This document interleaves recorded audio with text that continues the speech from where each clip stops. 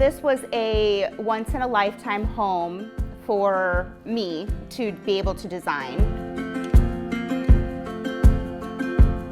This home was constructed in 1921 for members of the Carnegie family as a winter estate. Med Kellum met Elizabeth over in Miami. He was 25 years older than her and actually broke when he met her. She was the niece of Andrew Carnegie. They came to Fort Myers. They built this magnificent home at the cost of $70,000 back in 1921. That house is going to be 100 years old next year. It was in its original state when we started.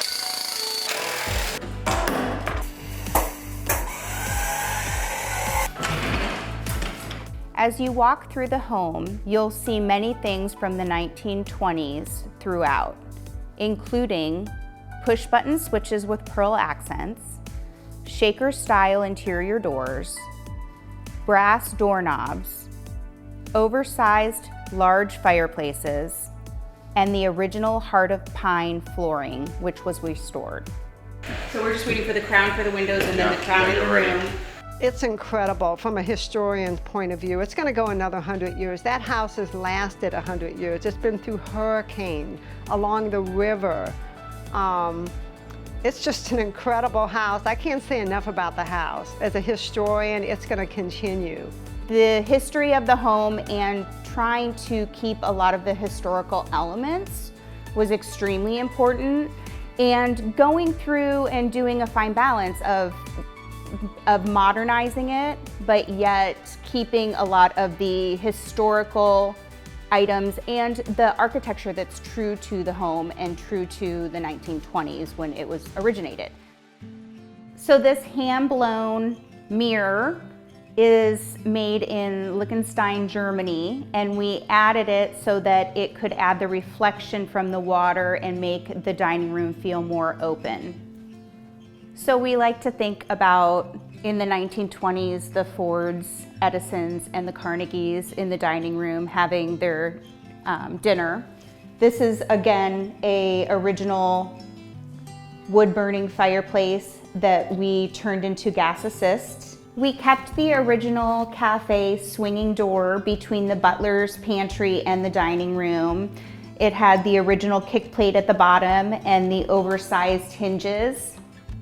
We're in the master bath now, and originally the house ended about right where I'm standing, and to make more room for the bathroom and the closets, we pushed the wall out, and there was the structure already below with the patio, and what we did was we just built above so that we had more room for the shower, the two vanities, and then the old bathroom, which was original, is now his closet and the commode room. And then where the old tub was is now the entrance into her closet. So you'll just see that we added the shaker profile paneling with the bead detail. Here's the push button switches with the pearl inset. And then down below, the original baseboard we incorporated, and you'll see the historical inspired floor vents. The inspiration for the kitchen design came from the early 1900s French bistros. You'll see a lot of brass and black throughout the design with vintage faucets, open racks for dishes, and we converted the original potbelly stove into a wood-burning pizza oven. The structural rafters in the ceiling were originally covered, and we exposed them for additional architectural detailing.